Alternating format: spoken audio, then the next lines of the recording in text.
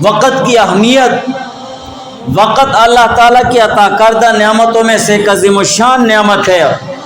ویسے تو اللہ تعالیٰ کی بہت ساری نعمتیں ہیں جس کی ہمیں قدر کرنی چاہیے، لیکن ان عظیم الشان نعمتوں میں سے وقت ایک بیش بہا قیمتی اور انمول نعمت ہے اللہ تعالیٰ کی طرف سے کہ ہمیں اس کی قدر کرنی چاہیے، اس لیے کہ اس وقت پر ہماری آخرت موقوف ہے۔ اور یہ وقت ایک ایسی عظیم الشان نعمت ہے کہ اس پر اللہ تعالیٰ نے قسم بھی اٹھائی ہے۔ قرآن پاک میں کئی مقامات پر اللہ تعالیٰ نے وقت کے متعلق قسم اٹھائی ہے، اور اللہ تعالیٰ کبھی بھی کمتر چیز پر قسم نہیں اٹھاتے ہیں، بلکہ اللہ تعالیٰ عظیم الشان اور اعلیٰ اور برتر چیز پر قسم اٹھاتے ہیں۔ والعصر ان الانسان لفی خسر، اللہ تعالیٰ فرماتے قسم زمانے کی یا قسم عصر کے وقت کی کہ بے شک انسان خسارے میں ہے۔ والفجر ولیال عشر، قسم صبح کی اور 10 راتوں کی۔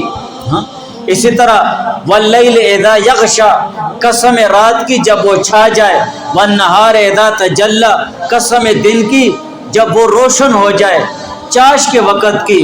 والضحیٰ، قسم چاش کے وقت کی۔ واللیل اذا سجا، اور رات کی قسم جب وہ بالکل چھا جائے۔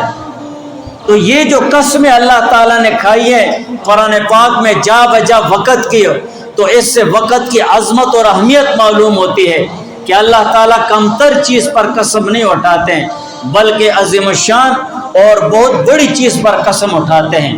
اور یہی وہ ان مختلف مقامات پر اللہ تعالیٰ کا قسم اٹھانا وقت پر یہ اس بات کی نشاندہی کرواتی ہے کہ اللہ تعالیٰ کی طرف سے یہ قسم اٹھانا ہمیں بار بار جھنجھوڑا جا رہا ہے، بار بار جگایا جا رہا ہے اور ہوش میں لایا جا رہا ہے کہ ہوش میں آؤ، اپنا وقت ضائع مت کرو، اپنی زندگی کے اوقات کو فضول مت گواؤ، ان کو قیمتی بناؤ۔